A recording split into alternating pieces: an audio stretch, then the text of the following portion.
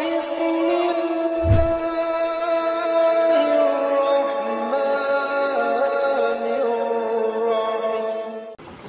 علیکم ناظرین، آپ دیکھ رہے ہیں یوٹیوب چینل سلیمانی 110 اور میں ہوں محمد حسن اکبر۔ آج میرے ساتھ پورے پنجاب کی نامور شخصیت نہیں بلکہ پورے پاکستان کی بھی میں نہیں کہوں گا بلکہ پوری دنیا کی نامور شخصیت قبلہ سید حیدر نقوی صاحب میرے ساتھ موجود ہیں، جو جامعہ بعثت چنیوٹ کے سربراہ ہیں۔ ان کے انڈر مدرسہ چل رہا ہے۔ السلام علیکم ورحمۃ اللہ۔ وعلیکم السلام ورحمۃ اللہ وبرکاتہ۔ چند سوال پوچھیں گے آپ سے۔ آپ کو بہت شکریہ کہ آپ نے ٹائم دیا۔ تو آپ ماشاءاللہ قرآنیات اور قرآن فہمی بہت اچھا کام کر رہے ہیں، لیکن ایک گروہ کی جانب سے کچھ تاثرات دیے جا رہے ہیں کہ آپ زیادہ تر قرآنیون کے اور اس حوالے سے کافی باتیں ہو رہی ہیں، تو اس حوالے سے آپ کیا کہیں؟ بسم اللہ الرحمن الرحیم۔ جو سوال آغا نے مجھ سے کیا ہے، میں پہلے ایک کلی جواب دے دوں اور اس کے بعد اپنا موقف قرآن مجید کی تعلیم کے حوالے سے اور تبلیغ کے حوالے سے عرض کر دوں۔ کلی بات دوستو یاد رکھیے گا کہ آپ دیکھیں پاکستان میں اگر کوئی سنی اہل سنت کوئی ایسی بات کرتا ہے کہ جو تشیع کے حق میں سمجھی جاتی ہے اس کے مسلک کے ہاں، تو وہ سب سے پہلا کام کیا کرتے ہیں؟ اپنی عوام کو ڈرانے کے لیے اور گمراہ کرنے کے لیے اور اس شخصیت سے بدظن کرنے کے لیے ان کی عوام میں جو سب سے برا لفظ ہوتا ہے وہ اس پر لیبل لگا دیتے ہیں۔ اور مثلاً جن کو سب سے برے مثال کے طور پہ شیعہ لگتے ہیں، وہ اپنے اس عالم پر یا اس شخصیت پر کہ جس نے دریا کا بہاؤ جدھر بہہ رہا تھا اسے ہٹ کے اصلاح کے لیے کوئی بات کی ہوتی ہے، کوئی حقیقت بیان کی ہوتی ہے، تو فوراً ایسی تہمت لگاتے ہیں کہ عوام الناس اس تہمت کی زد میں آ کے سمجھتے ہیں کہ یہ بندہ وہی ہے جو اس کو کہا جا رہا ہے۔ اسی طرح اگر کوئی شیعہ کوئی ایسی بات کر دے تو سب سے پہلے اس پر تہمت لگا دی جاتی ہے۔ مثلاً جیسا کہ ہمارے دوست نے قرآن مجید کے بندہ حقیر کہ میری کوئی حیثیت نہیں ہے،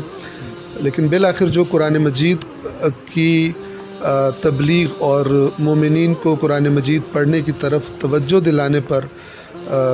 پروردگار نے توفیق دی، مجھے تو اپنی حیثیت معلوم ہے کہ میں کسی قابل نہیں ہوں، تو بعض لوگ کہ جو اپنی باتوں سے یہ ثابت کر رہے ہیں کہ وہ قرآن سے دور ہیں اور ان کو خوف ہے گویا کہ قرآن مجید اگر عوام نے پڑھنا شروع کر دیا تو بہت ساری باتیں کہ جو گمراہیوں اور خرافات کی شکل میں انہوں نے نام پاکیزہ استعمال کیے ہیں، لیکن باتیں وہ خرافات ہیں اور باتیں وہ بدعات ہیں، تو وہ اگر عوام نے قرآن پڑھنا شروع کر دیا تو لوگوں کو پتہ چلے گا اور گویا کہ یہ بازار جو ہے یہ خراب ہو جائے گا۔ یہ بالکل ایسا ہی ہے کہ جیسے اللہ کے نبی نے جب کوہ ابو قبیس پر فرمایا تھا کہ قولوا لا الہ الا اللہ تفلحوا، تو شاید مکہ کے عوام الناس کو نہیں پتہ تھا کہ اس جملے کی حقیقت کیا ہے، لیکن وہ جنہوں نے معاشرے پہ قبضہ کیا ہوا تھا، جو وہاں کے صاحبان اقتدار تھے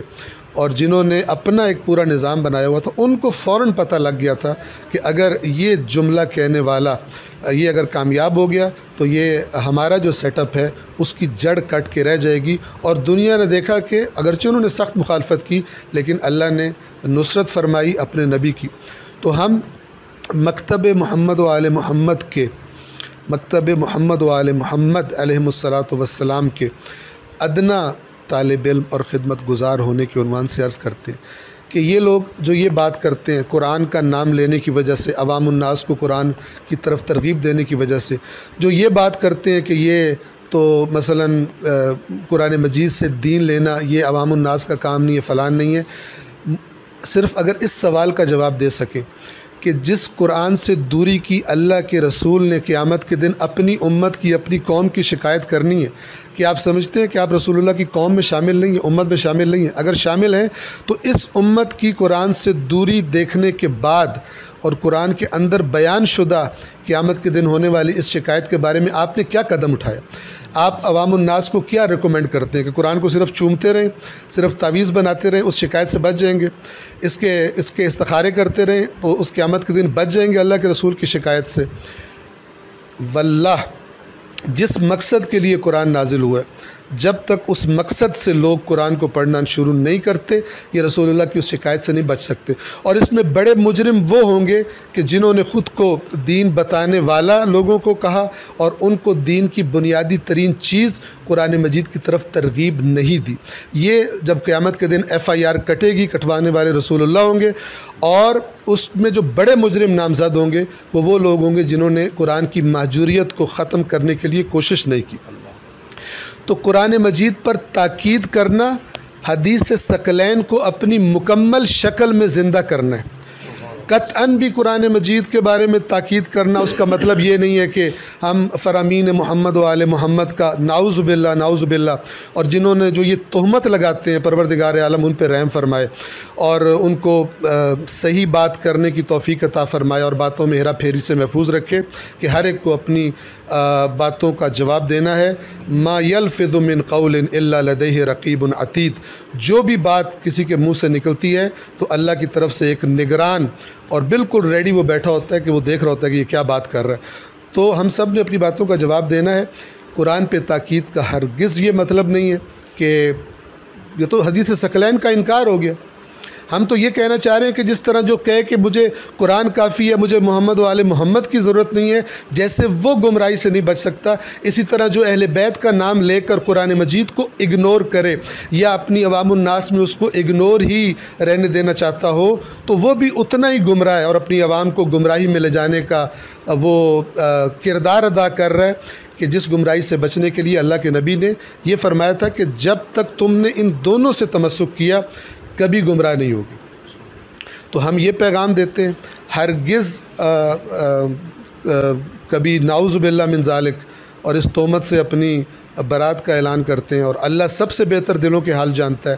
کہ ہم کیا کرنا چاہتے ہیں۔ ساری دنیا کو پتہ ہے کہ قرآن مجید جس کو کتاب زندگی ہونا چاہیے تھا، ہر روز مطالعے کی کتاب ہونا چاہیے تھا، اور ہر بندے کے ذہن میں یہ ہوتا کہ میں گھر سے نکلنے سے پہلے چند باتیں اپنے اللہ کی سن کے جاؤں، چند باتیں اپنے اللہ کی پڑھ کے جاؤں تاکہ ان کے سائے میں اپنا دن گزاروں۔ اس کتاب کو، اس قرآن کو صرف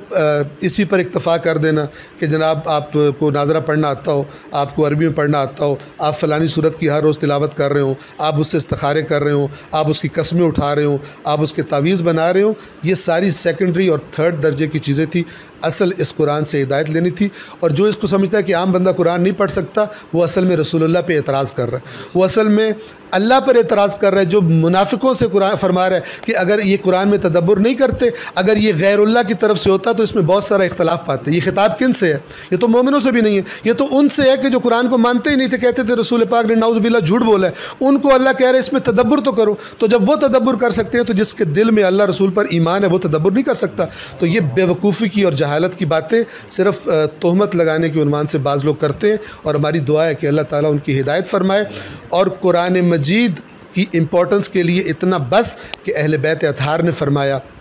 کہ خلاف قرآن ہمارے نام پر کی جانے والی کوئی بات قبول نہ کرو۔ اصول کافی کا مقدمہ اٹھا کے دیکھیں، فرمایا جس نے ہمارے امر کو قرآن سے نہ لیا وہ فتنوں سے نہیں بچے گا۔ یہ جس سے مراد کون ہے؟ کوئی مخصوص طبقہ ہے؟ سب انسان مراد ہے۔ رسول اللہ کی شکایت کسی مخصوص طبقے کے بارے میں نہیں ہوگی کہ یہ قرآن سے دور تھے، علماء مثلا اللہ کا نبی کہہ رہا ہو، خطباء دور تھے، شعراء دور سے، نہ اپنی قوم، ان قومی، بے شک میری قوم قرآن سے دور تھی۔ تو بات سمجھنے والوں کے لیے بڑی واضح ہے، اور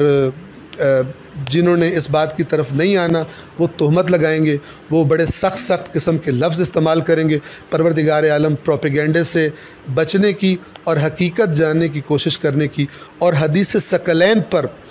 کما حق کو عمل کرنے کی ہمیں توفیق عطا فرمائے۔ ورنہ یاد رکھیے گا کہ جو پروپیگنڈا ہوتا ہے وہ تو اتنی زہریلی چیز ہے کہ رسول کے بعد جس کا مرتبہ سب سے بلند تھا، علی مرتضیٰ علیہ الصلاۃ والسلام،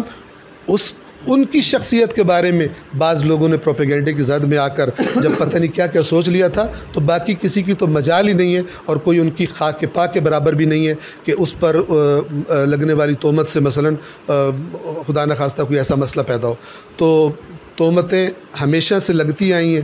اور برائیاں ہمیشہ سے ہوتی آئی ہیں۔ جب اللہ کے بے خطا نمائندے ان پر لوگوں نے تہمتیں لگائی ہیں، تو جو ان کے نوکر ہیں، جو ان کے خدمت گزار ہیں، اور جو ان کے بتائے ہوئے حقائق کو بتانے کی اپنی توفیق کے مطابق یہ جو اللہ نے دی ہے کوشش کرتے ہیں، ان پر اگر تہمتیں لگ جائیں تو یہ تو میڈل ہیں اور یہ تو اعزازات ہیں۔ اگرچہ ظاہر بات ہے کہ جب انسان ایسی بات سنتا ہے جو جھوٹ پر مبنی ہوتی ہے تو وہ تلخ ہوتی ہے، لیکن وہ تلخی نہیں ہوتی جس کے بعد اللہ تبارک و تعالیٰ کی رضا انسان کو نظر آ رہی ہو۔ والسلام علیکم ورحمۃ اللہ۔